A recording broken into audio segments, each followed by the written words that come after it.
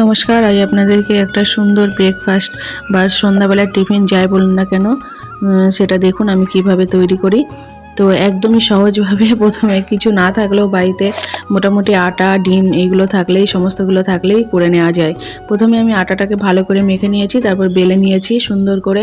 তারপরে এই যে রুটিগুলো সুন্দর করে ছেঁকে নিচ্ছি, আর এর মধ্যে আমি ডিম, পেঁয়াজ আর লঙ্কা একটা সুন্দর করে এগুলোকে মিশিয়ে নিয়েছি, লবণ দিয়েছি একটু ওর ব্যাটারের মধ্যে।